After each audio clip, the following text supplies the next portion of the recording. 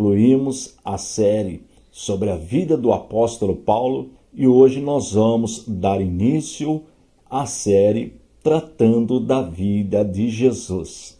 Estas aulas serão muito importantes para você que está começando agora a estudar as Escrituras, que quer ter uma visão panorâmica dos evangelhos, onde nós vamos aprender tudo o que Jesus realizou durante os 33 anos do seu ministério. Vale a pena acompanhar esta série. E se você ainda não é inscrito no nosso canal, faça a sua inscrição e dá um toque no sininho. Assim, sempre quando eu disponibilizar um novo vídeo, você será avisado.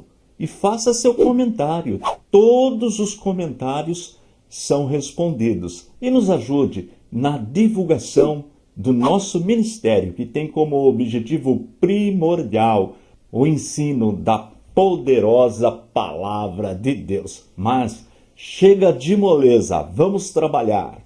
O nome da nova série, como eu disse, A Vida de Jesus.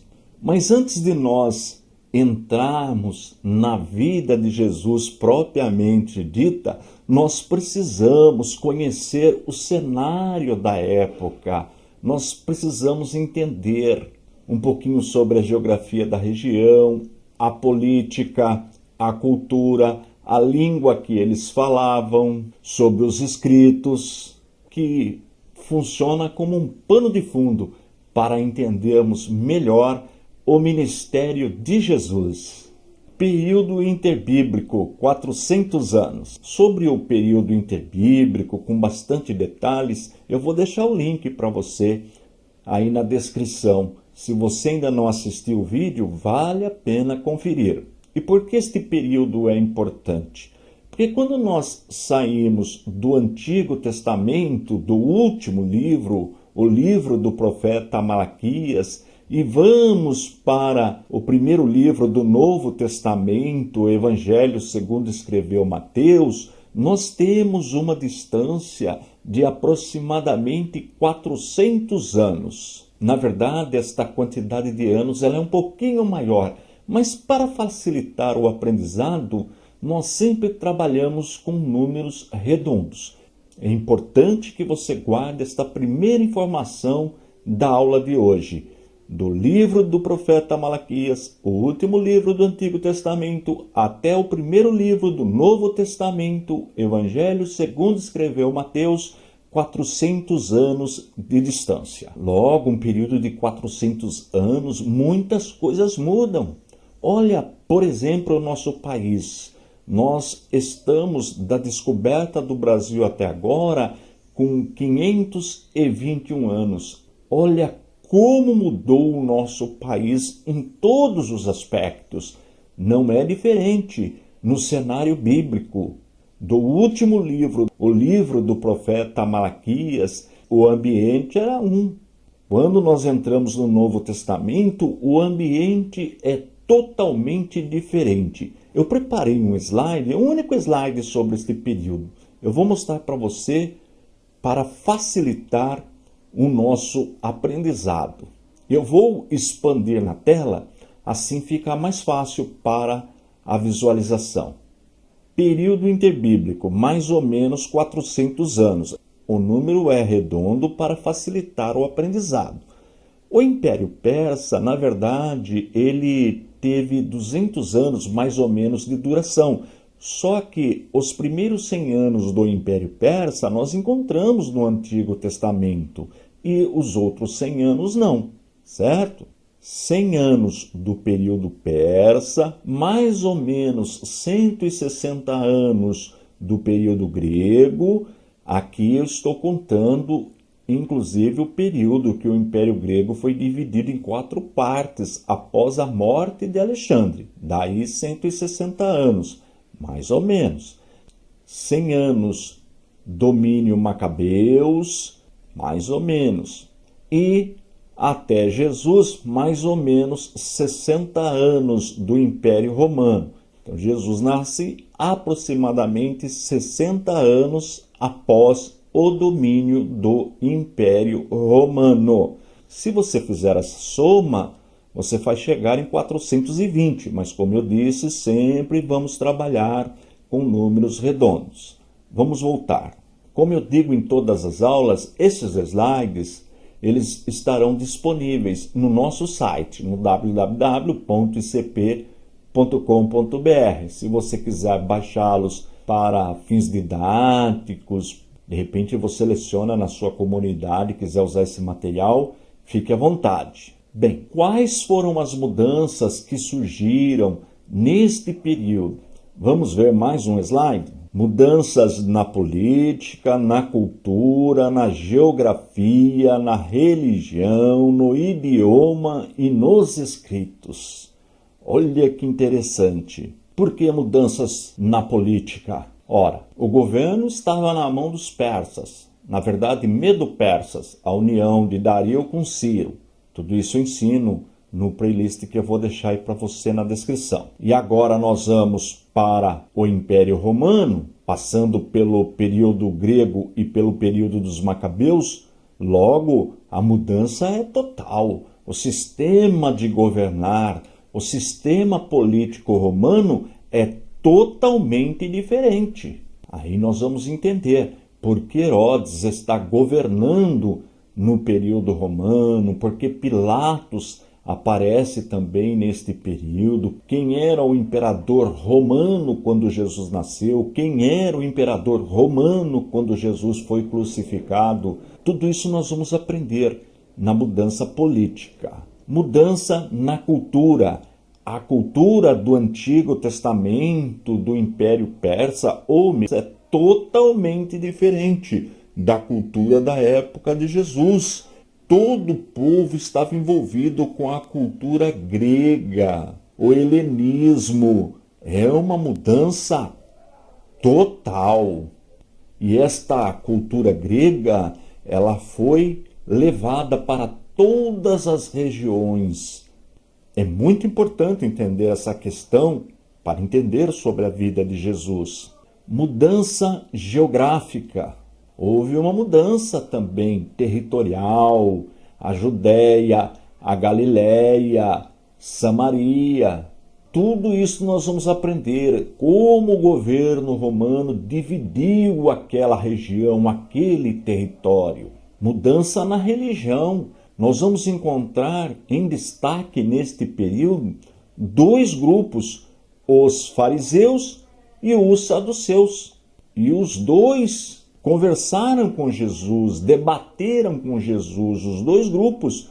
Nós vamos entender a diferença destes dois grupos religiosos principais. A mudança de idioma. Na época, eles estavam falando o aramaico e o grego, e também os escritos. O Antigo Testamento foi escrito quase 100% na língua hebraica, mas o Novo Testamento foi escrito na língua grega. E se a língua era grega, como eles faziam para ler o Antigo Testamento? Aí nós vamos aprender em que língua eles estavam lendo o Antigo Testamento na época de Jesus.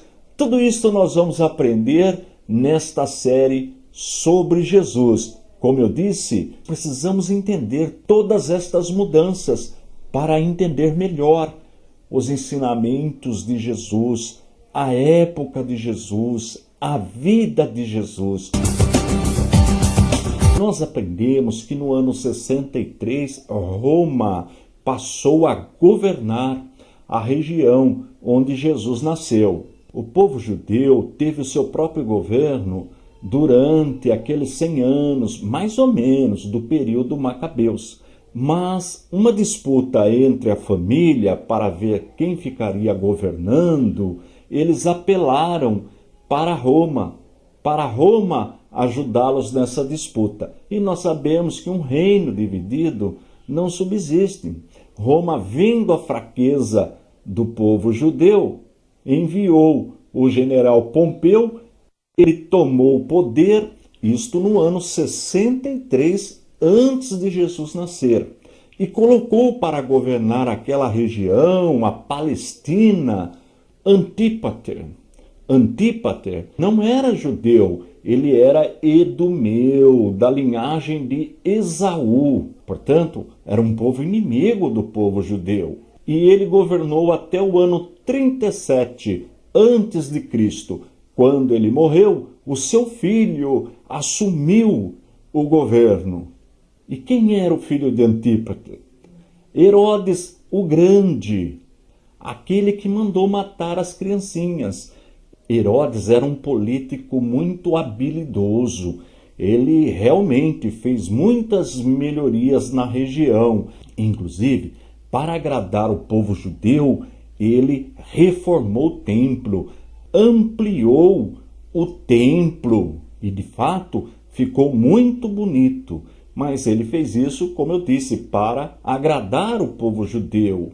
Mas era um homem terrível, um homem mau. Ele mandou matar a sua própria esposa e 3 dos seus filhos. Olha que homem terrível. E como eu disse, esse é o Herodes que mandou matar as criancinhas da cidade de Belém.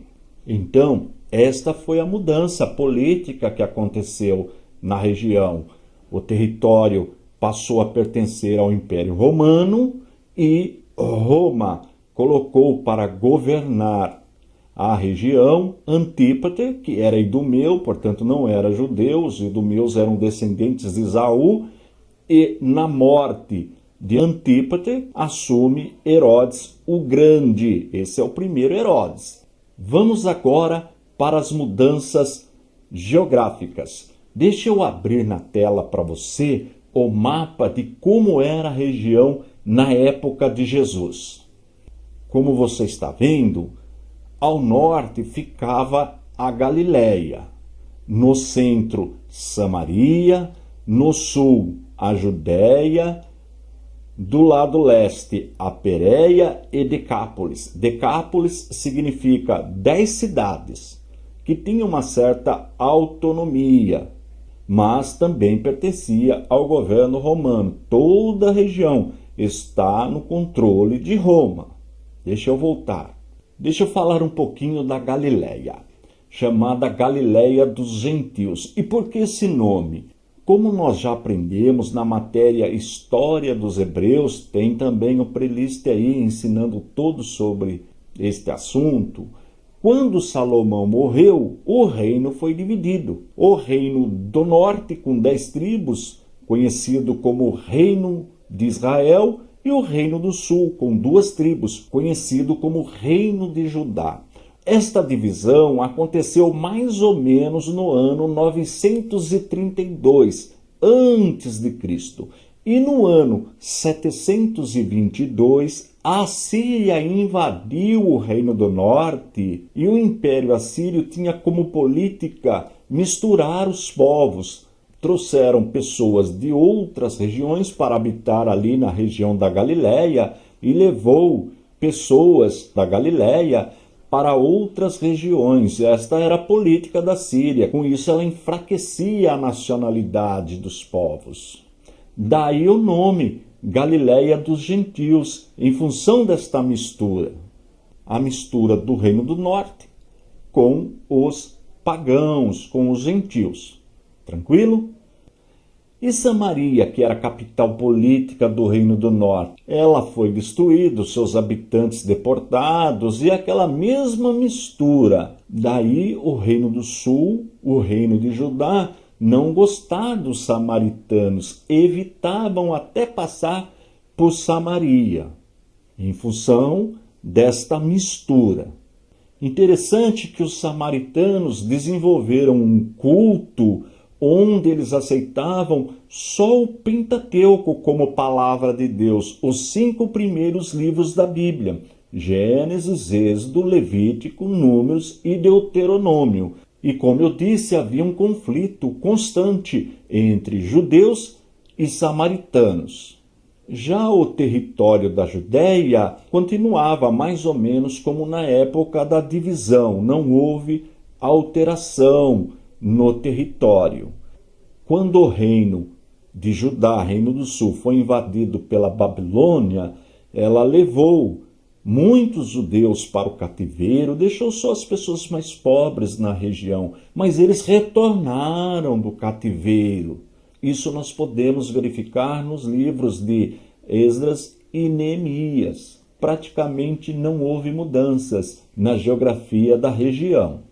A Pérea era uma região formada basicamente por judeus. Ficava do outro lado do Jordão, a região que João Batista batizava. Depois nós vamos ver as cidades por onde Jesus passou e em que região pertencia. Já Decápolis, que significa 10 cidades, estas cidades eram habitadas, na sua maioria, por gentios.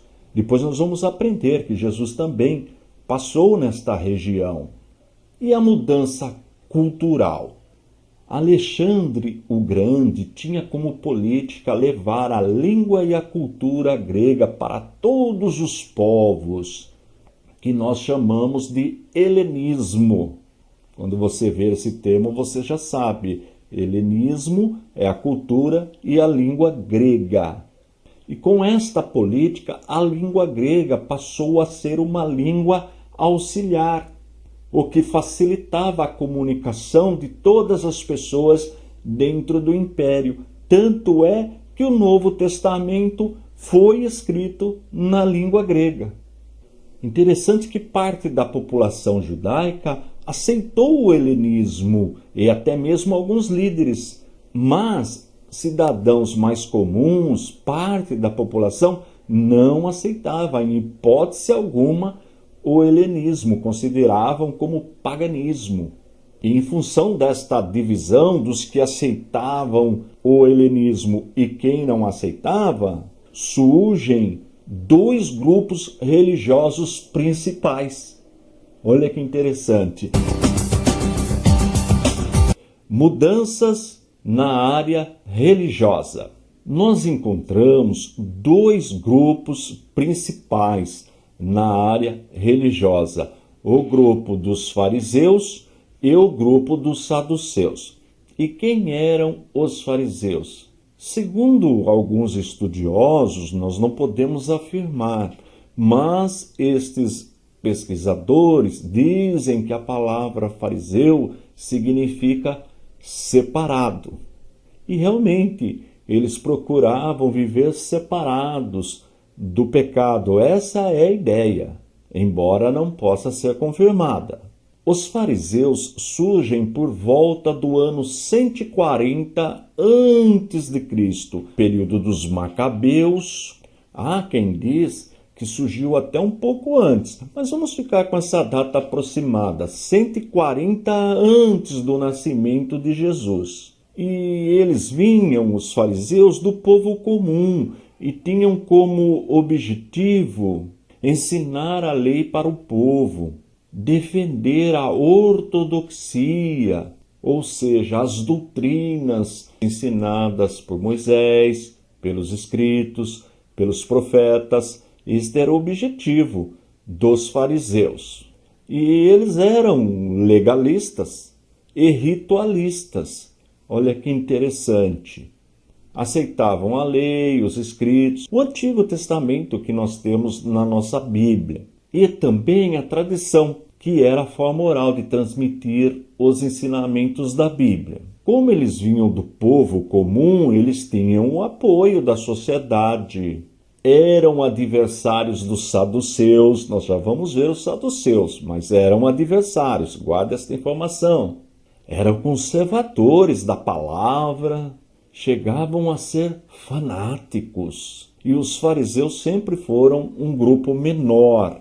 E entre as doutrinas que os fariseus ensinavam, defendiam, tem duas que eu quero destacar: a imortalidade da alma e a crença na ressurreição. Isto é muito importante. Guardou? Imortalidade da alma e a crença na ressurreição. Eles eram defensores do direito do povo, então, num certo sentido, eles eram democráticos. E nós podemos afirmar que Nicodemos, José de Arimateia e Paulo foram fariseus. Olha que importante. Os três tiveram um encontro com Cristo. Agora vamos para os saduceus. Eles já faziam parte da aristocracia, da classe sacerdotal, da classe nobre. Eles já aceitavam a cultura grega helenista, diferente dos fariseus. Também surgiram no período dos macabeus, como os fariseus. Interessante que, como eles não tinham o apoio do povo, eles procuravam, quando precisavam deste apoio, se unir aos fariseus, porque, como nós aprendemos, os fariseus já tinham o apoio da população, do povo em geral. Olha que interessante. Há um detalhe importante também, que os saduceus desapareceram no ano mais ou menos 70 depois de Cristo, com a queda de Jerusalém. E os ensinamentos dos saduceus? Diferente dos fariseus, eles negavam a tradição, ou seja, aquele ensinamento oral transmitido pelos fariseus. Só aceitavam o Pentateuco, ou seja, os 5 primeiros livros da Bíblia: Gênesis, Êxodo, Levítico, Números e Deuteronômio. Negavam a imortalidade da alma, negavam a ressurreição, e logo, já que negavam a imortalidade da alma e a ressurreição, eram materialistas. Bem, depois destes 2 grupos principais, os saduceus e os fariseus, nós temos os herodianos. Quem eram os herodianos? Aqueles que apoiavam Herodes. Chegavam até a achar que o Messias viria da dinastia de Herodes. Olha que absurdo, porque Herodes era idumeu. E na religião, os herodianos pendiam conforme os seus interesses, ora para o lado dos fariseus e ora para o lado dos saduceus, dependia do interesse no momento. E eles apoiavam o pagamento de tributo para Roma, mas embora eles apoiassem o pagamento de tributo para Roma, eles não queriam um governo direto de Roma, daí apoiarem Herodes. Herodes ficava tipo de um intermediário entre Roma e a Judéia. E, por último, os zelotes. Os zelotes já formavam um partido nacionalista que se opunha violentamente contra Roma. Eles eram mais políticos do que religiosos, os zelotes. Interessante que Jesus tinha um discípulo chamado Simão, que era zelote. Olha que interessante. Nós temos também na religião os escribas, que são os mestres da lei. Era uma classe especial porque copiavam documentos importantes. Na época era tudo manuscrito e nem todos sabiam escrever. Então o trabalho dos escribas ele era muito importante e especial. E na época do exílio babilônico, eles ensinavam para o povo a lei de Deus, ou seja, a palavra de Deus. Veja que Esdras era escriba. Só que tem um probleminha aí, os escribas, no zelo de proteger a lei, começaram a aumentar as exigências da lei. Pois nós vamos ver isso aí nos ensinos de Jesus. A que ponto os escribas chegaram, os ensinadores da lei chegaram. Temos também os sacerdotes, que deveriam ser descendentes de Arão, irmão de Moisés, da tribo de Levi. E nós temos os sacerdotes que viviam em Jerusalém. Estes trabalhavam de forma integral no templo, mas nós temos também os sacerdotes que viviam fora de Jerusalém. E estes participavam do rodízio dos sacerdotes, que foi criado na época de Davi. Os sacerdotes que viviam em Jerusalém, eles eram mais importantes do que aqueles que viviam fora de Jerusalém. Encontramos também neste período o sumo sacerdote, que deveria ser descendente direto de Arão, só que na época dos macabeus, o sumo sacerdote passou a exercer também o poder político, o que foi terrível para a nação. Não funciona. Política e religião são coisas distintas. Isso é um exemplo muito importante para os dias atuais, porque o religioso cuida das coisas espirituais e o político cuida das coisas materiais. Esse casamento é prejudicial e foi o que aconteceu nesse período dos Macabeus. A união da política com a religião foi um desastre para a nação.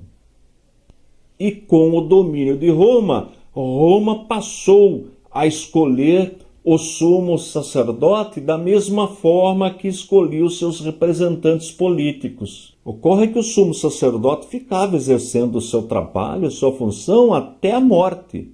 E isso nós vamos ver com clareza na época de Jesus. Temos também o Rabi, que significa meu mestre, meu senhor.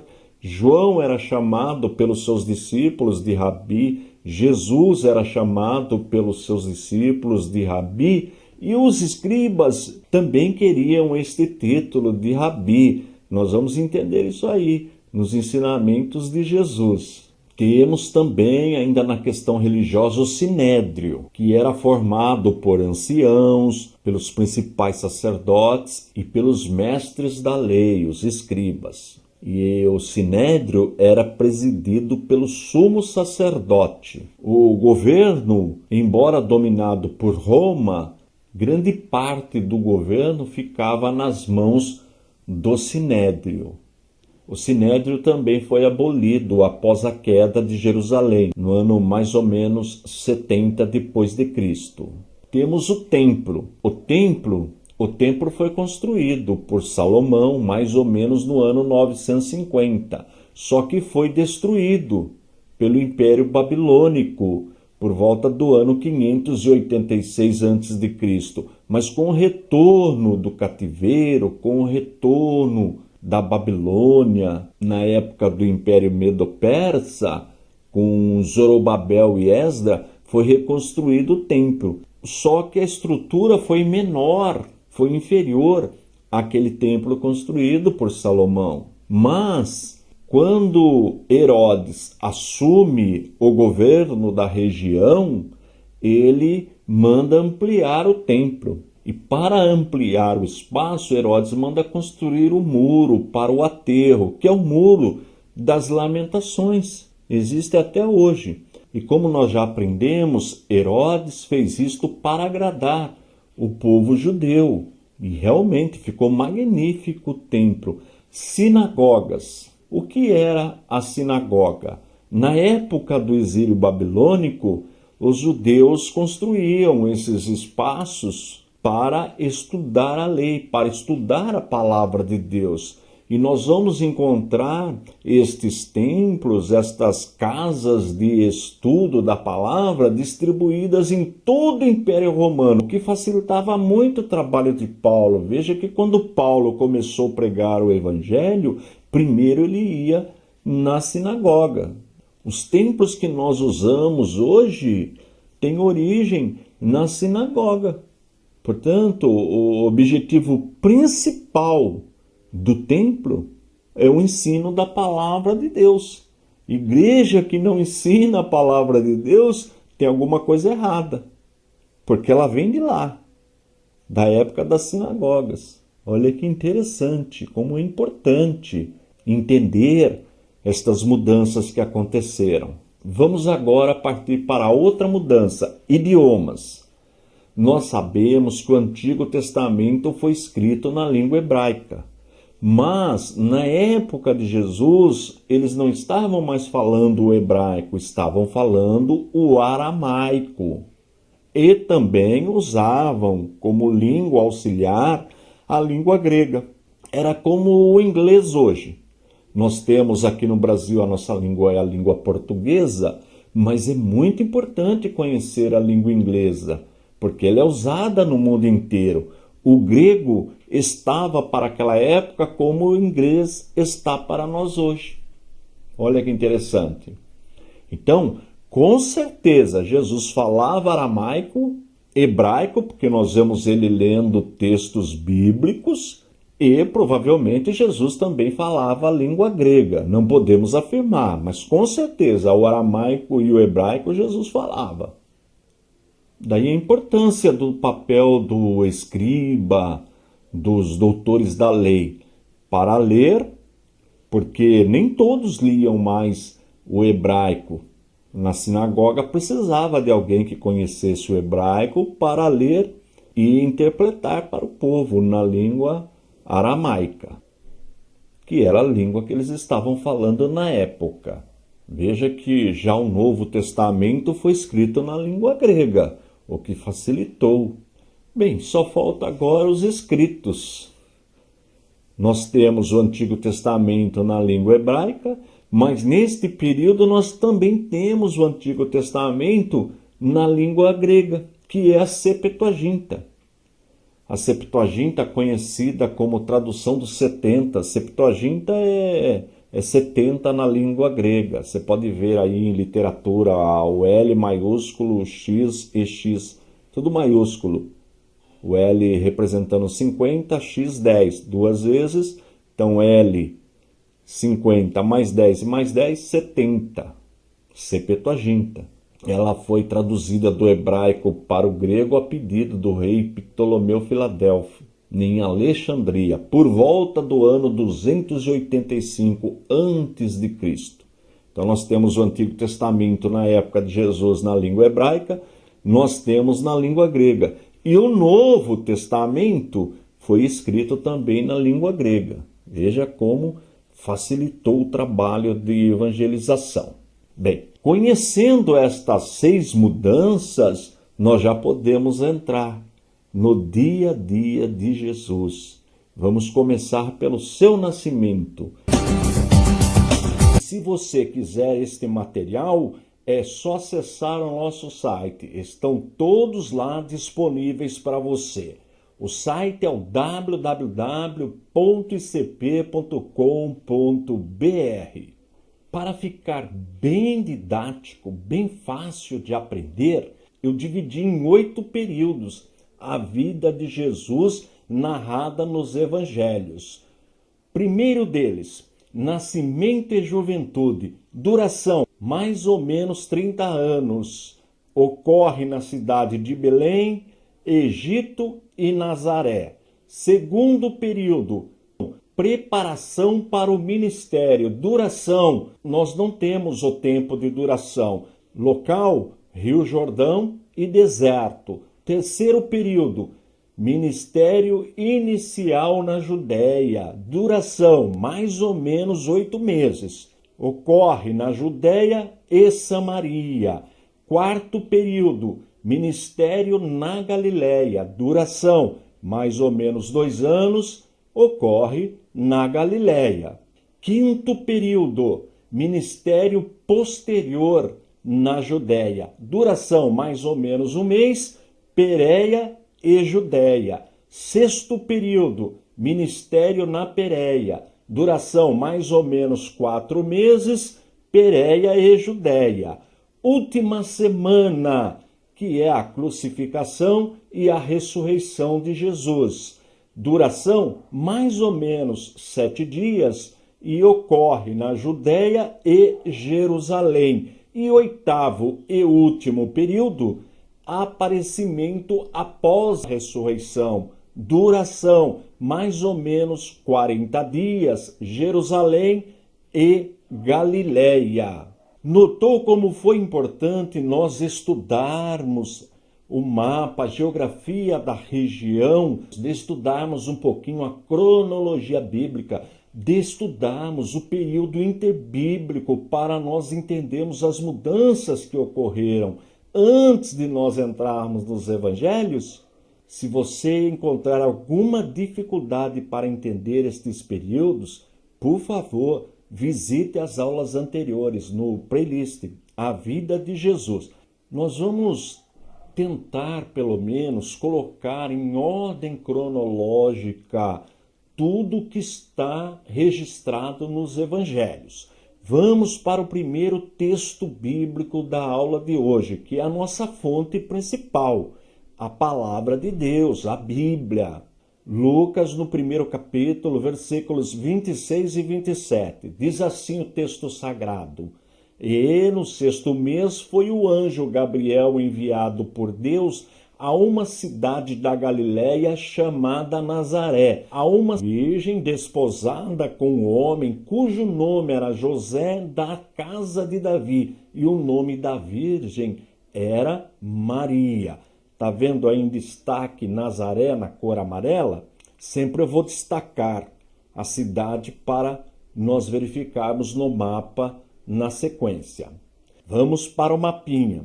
Eu vou expandir na tela para facilitar o aprendizado. Este é o mapa, nós vamos trabalhar com ele praticamente em todas as aulas. Vamos rapidamente dar uma passadinha neste mapa. Nós temos o mar Mediterrâneo, que é o Mar Grande, chamado na Bíblia de Mar Grande, Mar da Galileia, que na verdade é um lago de água doce, o Rio Jordão, ele desce e deságua no Mar Morto. E nós já aprendemos que o Mar Morto está a 400 metros abaixo do nível do mar. Então as águas vão evaporando porque não tem outra saída. Nós já aprendemos isso em geografia bíblica. Se você perdeu as aulas, elas também estão aí no playlist, onde eu ensino a desenhar este mapa. Bem, nós temos aqui a cidade de Nazaré, Samaria, Jerusalém e Belém. E aqui embaixo, bem embaixo, onde está a setinha, nós temos o Egito. Bem, como nós lemos no texto, José e Maria estavam habitando na cidade de Nazaré. Vamos para o próximo texto. Lucas, capítulo 2, versículos 4 e 5. E subiu também José da Galiléia, da cidade de Nazaré, à Judéia, a cidade de Davi, chamada Belém, porque era da casa e família de Davi, a fim de alistar-se com Maria, sua esposa, que estava grávida. Vamos ver o mapinha. Eles saíram de Nazaré e foram até Belém, passaram com certeza por Jerusalém e foram até a cidade de Belém. A distância é de aproximadamente 160 quilômetros, considerando mais ou menos de 25 a 30 quilômetros de viagem por dia. Eles levaram aí em torno de 6, 7 dias para chegarem na cidade de Belém. Vamos para outro texto. Mateus, capítulo 2, versículo 13. E, tendo eles se retirado, eis que o anjo do Senhor apareceu a José num sonho, dizendo: Levanta-te e toma o menino e sua mãe e foge para o Egito. E demora-te lá até que eu te diga, porque Herodes há de procurar o menino para matar. Vamos ver o mapa? Saíram de Belém e foram até o Egito. Mais ou menos 560 quilômetros de distância. A viagem é de mais ou menos 20 dias, mais ou menos. Sempre nós vamos trabalhar com mais ou menos. 20 dias viajando. Não foi fácil, não. Vamos em frente, vamos para o próximo texto. Mateus, capítulo 2, versículo 23. E chegou e habitou numa cidade chamada Nazaré. Olha aí Nazaré novamente. Para que se cumprisse o que fora dito pelos profetas. Ele será chamado Nazareno. Vamos para o mapa de novo. Saíram do Egito e retornaram para Nazaré, na Galiléia. Mais ou menos 650 quilômetros de distância, aproximadamente 22, 23 dias viajando. Você notou que eu só li versículos do Evangelho de Mateus e do Evangelho de Lucas. Sabe por quê? Eu vou mostrar para você uma tabelinha. Olha só.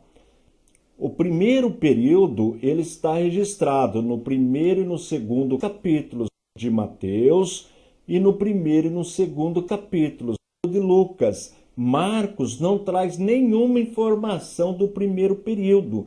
E João já narra no primeiro capítulo, do versículo 1 ao 3, a divindade de Jesus.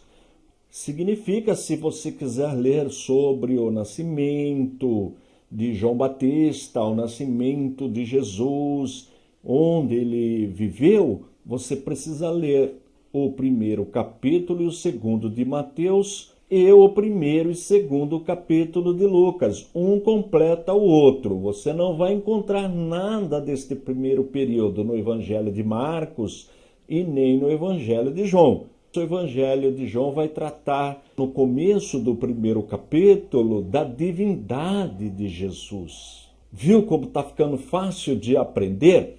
Agora eu vou dar um dever de casa para você. Esta série A Vida de Jesus, eu gravo uma aula por semana. Durante a semana, você vai ler os 2 primeiros capítulos do Evangelho de Mateus e os 2 primeiros capítulos do Evangelho de Lucas.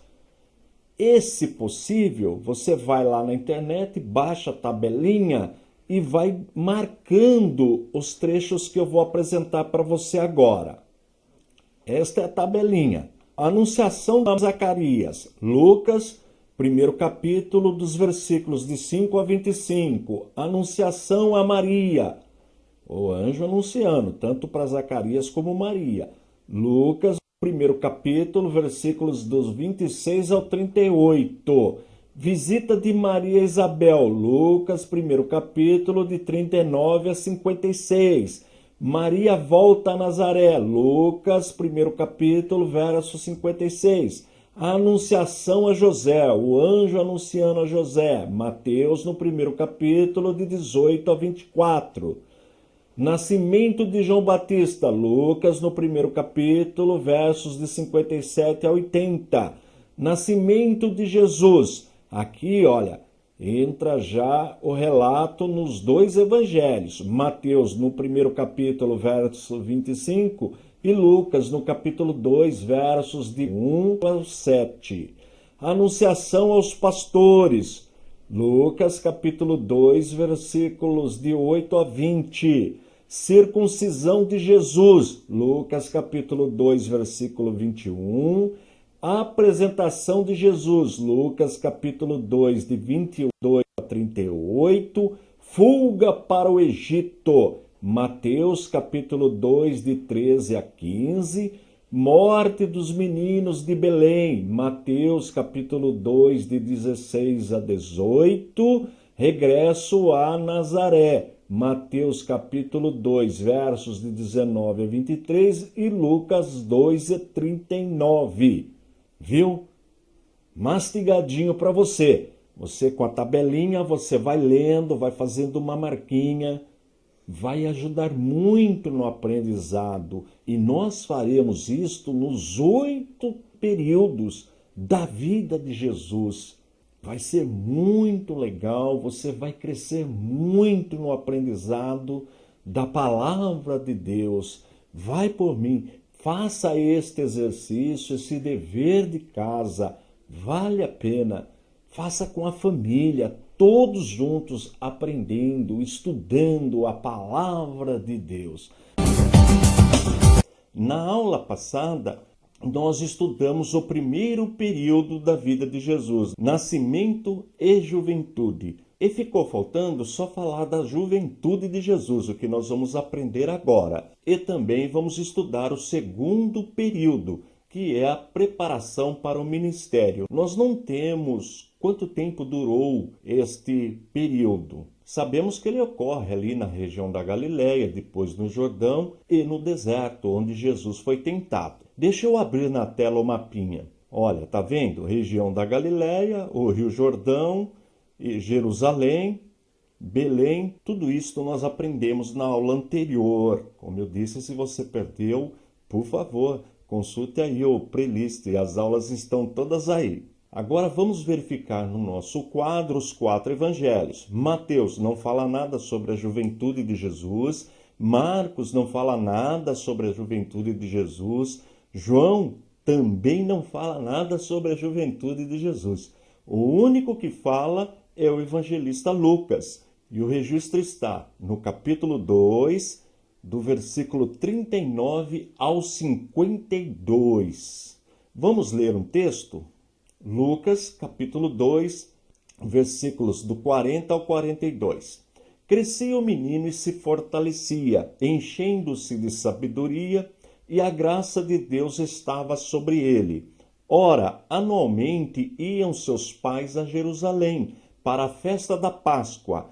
Quando ele atingiu os 12 anos, subiram a Jerusalém, segundo o costume da festa. Este é o único relato que nós temos. Fala de Jesus com 12 anos.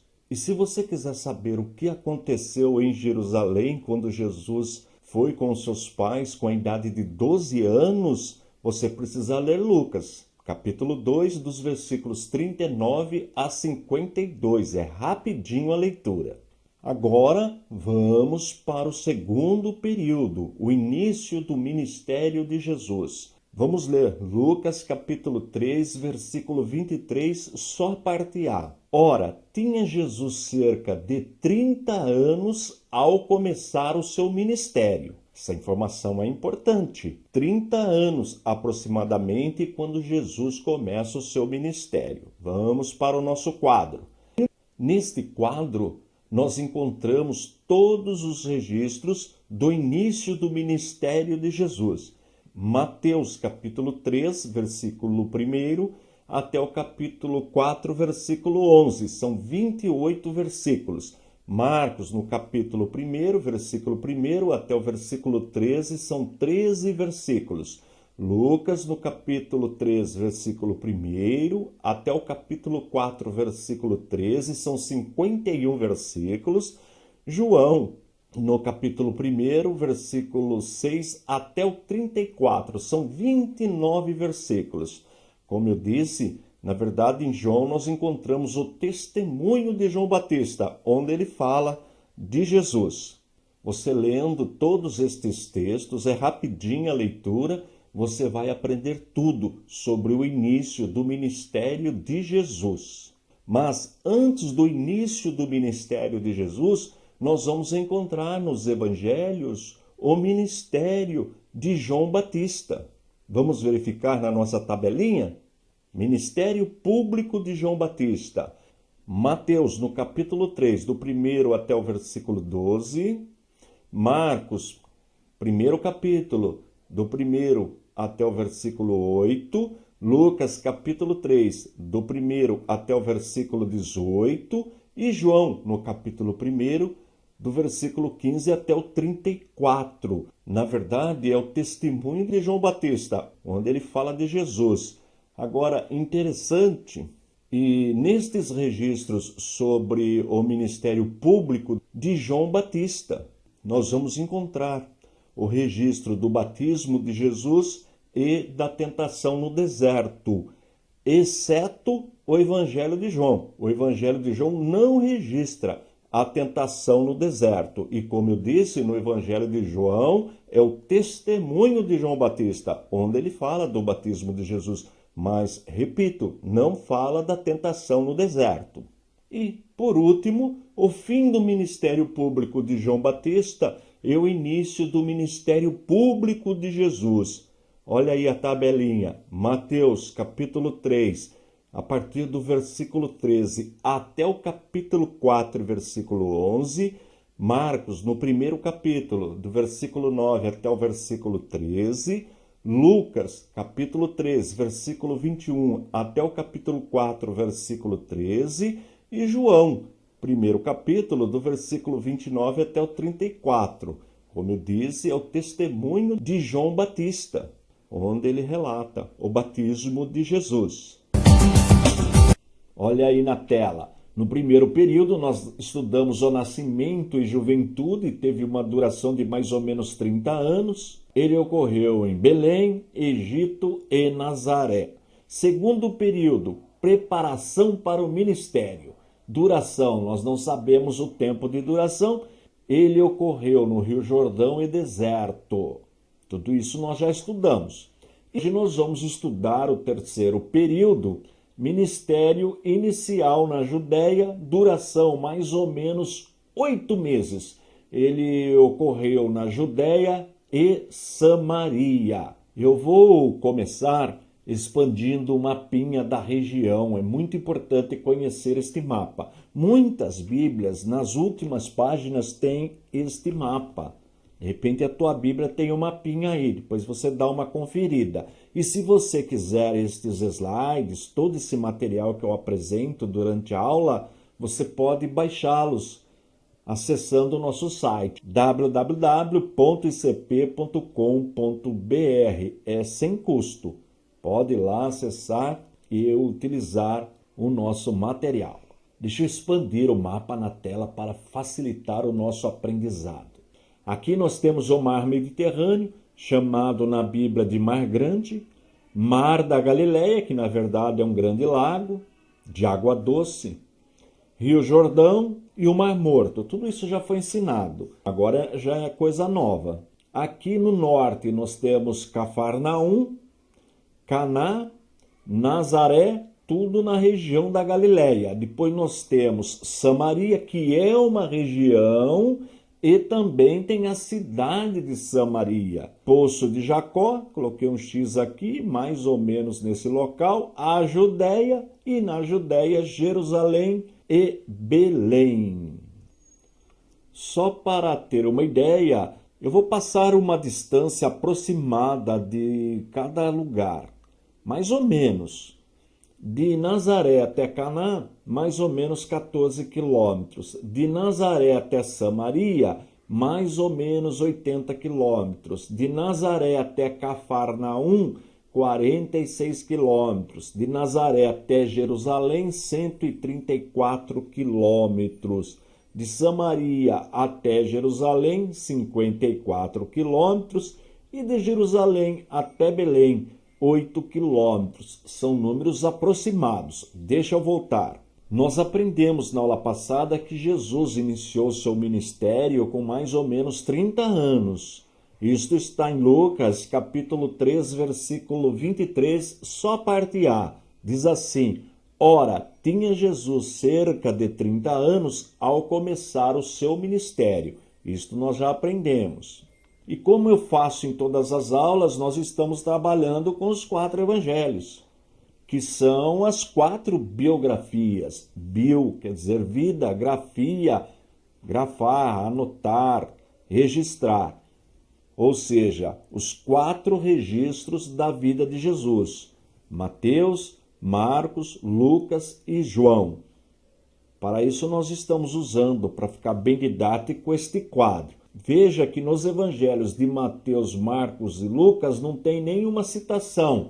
Isto porque esse ministério de Jesus na Judéia e Samaria, ele não é registrado por esses 3 evangelistas, somente por João. E nós vamos encontrar esse registro do capítulo 1, versículo 35, até o capítulo 4, versículo 42. Os primeiros discípulos de Jesus. Observe aí no quadro. Está registrado no Evangelho de João, 1º capítulo, de 35 a 51. Alguns estudiosos dizem que Jesus, estando em uma das festividades em Jerusalém, conheceu ali esses discípulos. Mas ainda eles não foram oficializados. Eles foram oficializados como apóstolos já na Galileia. Nós vamos aprender isso mais na frente. Não tem como provar o que eu estou falando. Alguns estudiosos dizem isso para harmonizar, porque o texto fala que Jesus encontrou esses discípulos na Judéia. Depois nós vamos ver outro relato dele encontrando estes mesmos discípulos na Galileia. Então, para harmonizar, esses estudiosos dizem que ali Jesus teve um primeiro contato, mas ainda não os oficializou como apóstolos. Eles foram oficializados como apóstolos na Galileia. é uma tentativa de acertar a cronologia dos escritos. Já que não fere a palavra de Deus, podemos ou não concordar com esta opinião, mas você com certeza vai encontrar em obras literárias sobre o assunto. Agora nós temos o casamento que Jesus foi em Caná da Galileia. E ali tem o relato do primeiro milagre de Jesus, a água feita em vinho.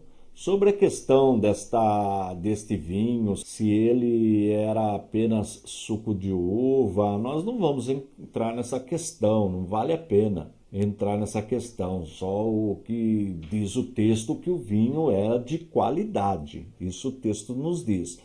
Este registro está em João no capítulo 2, do 1º ao 12º versículo. Vamos em frente. Jesus purifica o templo. João capítulo 2, de 13 a 25. Ocorre o seguinte, nós vamos encontrar estes relatos também nos outros evangelhos, mas bem no final do ministério de Jesus. Então, de novo, os estudiosos dizem que João fez esse registro, mas ele não está em ordem cronológica, sem problema algum.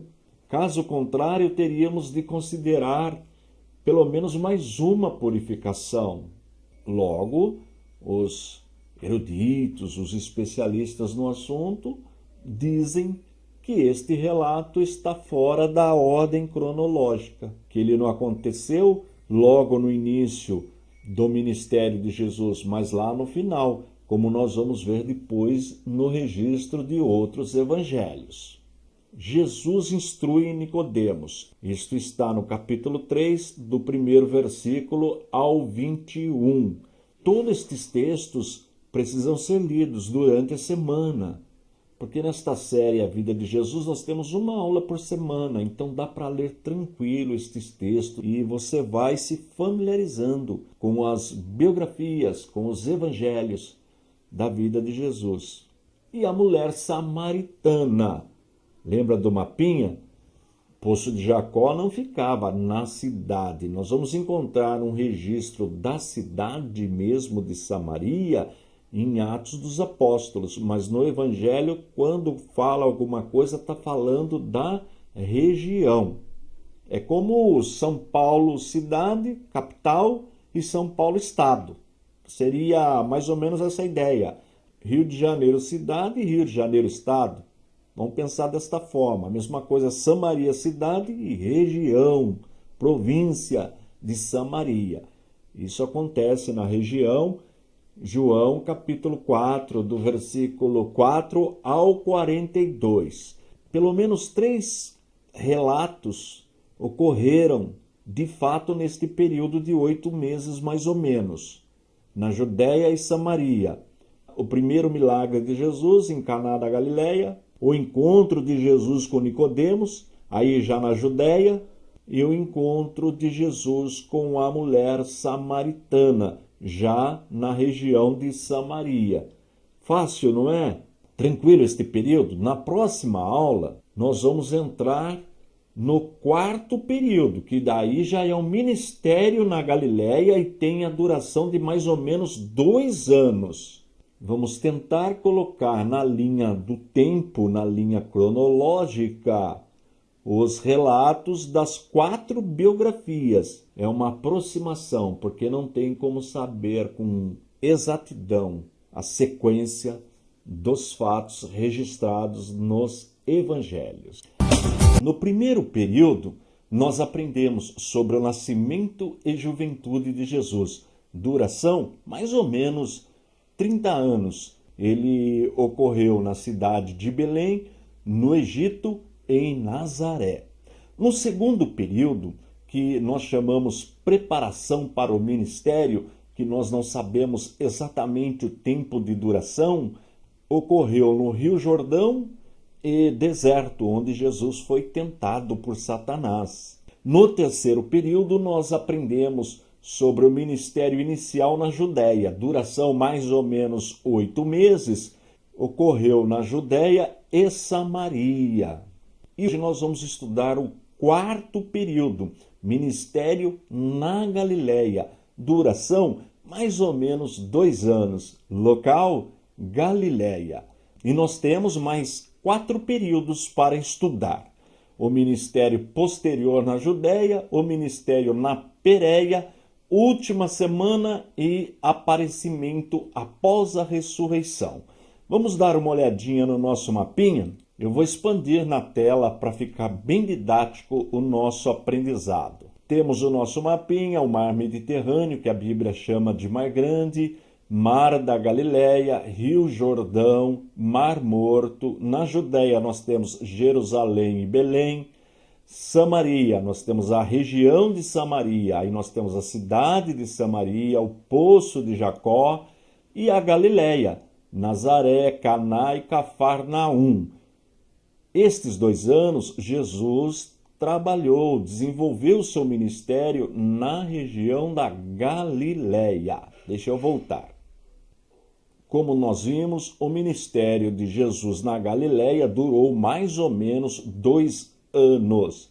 Vamos agora para o nosso quadrinho com os 4 evangelhos. Um detalhe importante, quando você começar a ler alguma obra, algum outro livro sobre os evangelhos, você vai encontrar a palavrinha sinótico. Os evangelhos sinóticos são os evangelhos de Mateus, Marcos e Lucas. E por que recebe este nome evangelhos sinóticos? Porque nestes 3 evangelhos contém uma grande quantidade de histórias em comum.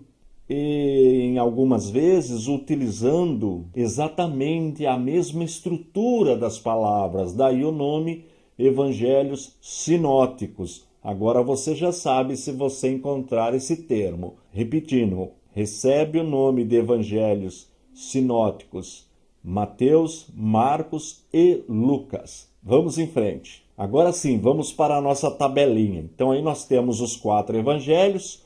Este período de 2 anos mais ou menos do ministério de Jesus na Galileia, ele é registrado em Mateus, do capítulo 4, versículo 12, até o capítulo 19, primeiro versículo. Em Marcos, do primeiro capítulo, versículo 14, até o capítulo 10, primeiro versículo. Em Lucas, no capítulo 4, versículo 14, até o capítulo 9, versículo 51, e João, capítulo 4, versículo 43, até o capítulo 7, primeiro versículo. Agora, só para a gente ter uma noção, vamos ler os 4 versículos de abertura deste ministério na Galileia. O primeiro, olha aí na tela. Mateus capítulo 4, versículo 12. Diz assim o texto sagrado: Quando Jesus ouviu que João tinha sido preso, voltou para a Galileia. Olha uma informação importante. Após a prisão de João, Jesus voltou para a Galileia. Vamos ver como Marcos registra. Primeiro capítulo, versículo 14. Depois que João foi preso, Jesus foi para a Galileia, proclamando as boas novas de Deus. Está vendo de novo aí? Após a prisão de João. Vamos ver como Lucas registra? Lucas, no capítulo 4, versículo 14. Jesus voltou para a Galileia no poder do Espírito, e por toda aquela região se espalhou a sua fama. E por último, João, capítulo 4, versículo 43. Depois daqueles dias, ele partiu para a Galileia. Estes 4 textos, um em cada evangelho, nos mostram o início do ministério de Jesus na Galileia. Vamos ver agora o término. Eu separei 4 versículos. Mateus capítulo 19, o primeiro versículo. Tendo acabado de dizer essas coisas, Jesus saiu da Galileia e foi para a região da Judéia, no outro lado do Jordão. Está vendo? É o encerramento do ministério de Jesus, de mais ou menos 2 anos na Galileia. Vamos ver como Marcos fez esse registro? Marcos capítulo 10, o primeiro versículo. Então Jesus saiu dali e foi para a região da Judéia e para o outro lado do Jordão, Novamente uma multidão veio a ele e, segundo o seu costume, ele a ensinava. Está vendo o registro? Bem parecido. Vamos ver Lucas? Lucas no capítulo 9, versículo 51. Aproximando-se o tempo em que seria elevado ao céu, Jesus partiu resolutamente em direção a Jerusalém. Está vendo como Lucas registrou? Vamos ver João? João, capítulo 7, o primeiro versículo. Depois disso, Jesus percorreu a Galiléia, mantendo-se deliberadamente longe da Judéia, porque ali os judeus procuravam tirar-lhe a vida. Aí você achou diferente. Mas, se você observar o contexto, você vai ver que Jesus vai para a Judéia. Por isso que João não é considerado evangelho sinótico, porque a narrativa de João é diferente da dos outros evangelhos. Viu a diferença? Mas, como eu disse, é só ler o contexto, o que vem depois do texto, você vai ver que Jesus vai para a Judéia. Como nós já aprendemos, os registros dos evangelhos não estão em ordem cronológica, não estão obedecendo a linha do tempo, não estão na sequência. Mas, pelo menos 3 registros mostram com clareza a linha do tempo. Vamos verificar quais são? A primeira multiplicação de pães e peixes. Esse registro, ele está na sequência e está registrado em Mateus no capítulo 14, versículo 13 até o 21, Marcos capítulo 6, versículo 30 até o 44, Lucas capítulo 9, versículo 10 até o 17 e João capítulo 6, do primeiro versículo até o 14. E como nós sabemos com exatidão quando aconteceu este fato? Porque em João capítulo 6, versículo 4, o contexto nos informa que era a época da Páscoa. Em Mateus capítulo 14, versículos 12 e 13, nos mostra que a multiplicação aconteceu próximo da decapitação de João Batista, próximo no sentido de tempo. Em Lucas capítulo 9, versículo 10, os 12 voltaram do circuito de pregação. Jesus enviou os 12 discípulos, eles fizeram o trabalho e, na volta, logo acontece a multiplicação dos pães e dos peixes. Estas 3 informações nos colocam no tempo exato da multiplicação dos pães e dos peixes. Então, este é um dos relatos. Eu disse que são 3. Vamos ver o segundo? A transfiguração. Ela está registrada em Mateus, no capítulo 17, do primeiro versículo até o 8º, em Marcos, no capítulo 9, do segundo versículo até o 9º, em Lucas, capítulo 9, do versículo 28 até o 36. E este registro também temos como identificar no tempo quando ele ocorreu. Você percebeu que eu não citei João, porque João não faz o registro da transfiguração. E os 3 registram pouco tempo antes de Jesus partir definitivamente para a Judéia. Então, a transfiguração também é um marco aí na linha do tempo, na cronologia bíblica. E o terceiro marco, o terceiro ponto aí na linha cronológica é a partida definitivamente da Galiléia para a Judéia. Olha aí o slide. A partida definitiva da Galiléia foi pouco antes da festa das cabanas ou da festa da dedicação. Isto está em Lucas, capítulo 9, versículo 51, capítulo 10, no primeiro versículo, em João, capítulo 7, do primeiro versículo até o 10º, e no capítulo 10, versículo 22. Com estas informações, nós conseguimos colocar na linha do tempo quando estes 3 fatos ocorreram: a multiplicação dos pães e dos peixes, a transfiguração e a ida definitiva de Jesus da Galiléia para a Judéia. Tranquila a aula de hoje? Agora, você precisa pegar, anotar esses textos e fazer a leitura bíblica em cada evangelho. Como eu disse na aula anterior, se você não conseguir ler o texto inteiro, leia pelo menos os tópicos. Aí você vai aprendendo, dominando o assunto. E normalmente as Bíblias, embaixo do tópico, ela traz o registro dos textos em outros evangelhos. Por exemplo, você está lendo Mateus, a transfiguração. Embaixo do item transfiguração vai estar anotado a referência em Mateus e em Marcos. E assim sucessivamente. E quando o registro daquele acontecimento só ocorreu naquele evangelho, aí ela não traz nenhuma informação embaixo do título.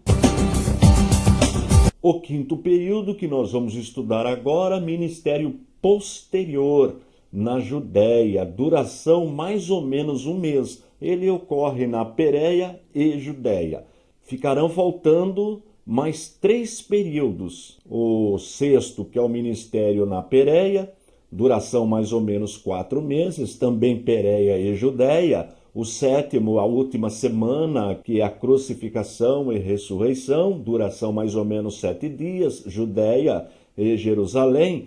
E por último, o oitavo período, aparecimento após ressurreição, duração mais ou menos 40 dias, em Jerusalém e Galiléia. E como nós já aprendemos em aulas anteriores, a linha do tempo, a linha cronológica, ela não é exata.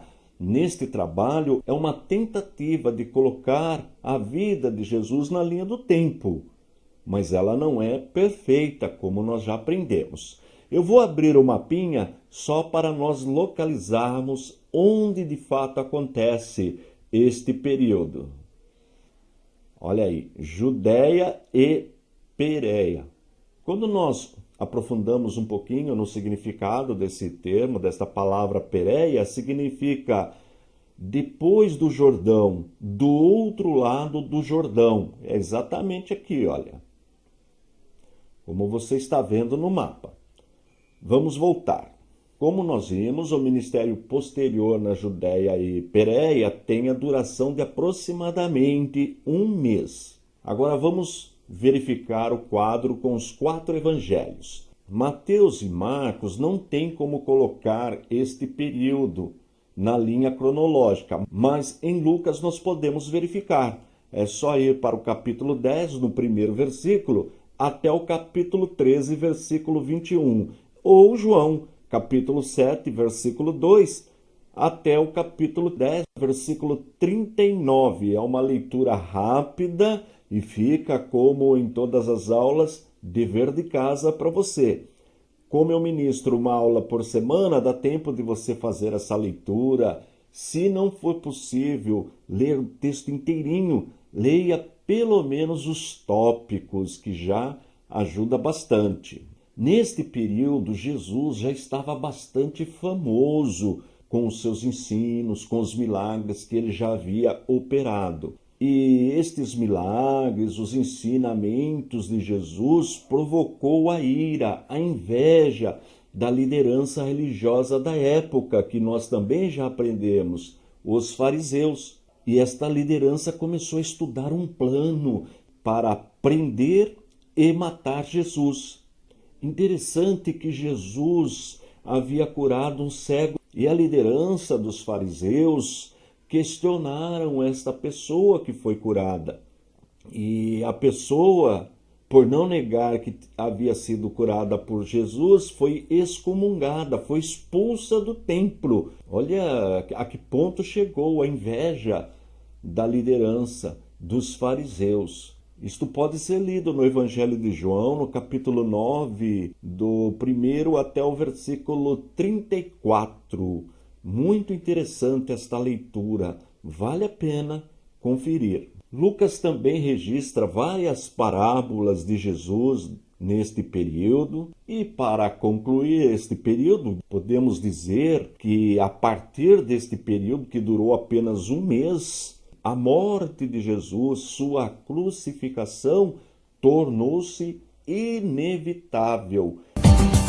O sexto período ocorreu na Pérea, duração mais ou menos 4 meses, e ficou ali entre Pérea e Judéia. Ficarão faltando 2 períodos, o sétimo, que é a última semana, a semana da crucificação, ressurreição, mais ou menos 7 dias, Judéia e Jerusalém, e para encerrar, temos o 8º período, que é o aparecimento de Jesus após ressurreição, duração mais ou menos 40 dias, e ocorreu em Jerusalém e Galiléia. O objetivo deste estudo é para facilitar quando você for estudar as Escrituras. Já aprendemos também que a cronologia bíblica não é exata e nem os registros nos evangelhos estão na ordem cronológica. Portanto, o nosso trabalho é uma tentativa de colocar em ordem, colocar na linha do tempo, mas ela não é precisa. Aprendemos também sobre os evangelhos sinóticos, que são parecidos, o evangelho de Mateus, Marcos e Lucas. Tudo isso já é matéria dada. Vamos começar observando o nosso mapa. Vou expandir para você na tela. Tá vendo? Todas as regiões, Galiléia, Samaria, Judéia e Pérea. Esse ministério, como nós vimos, ele acontece na Judéia e na Pérea. Pérea significa do outro lado do Rio Jordão. Deixa eu voltar. Este ministério, a maior parte desses 4 meses, Jesus está na Pérea. Como eu disse, Pérea significa do outro lado do Jordão.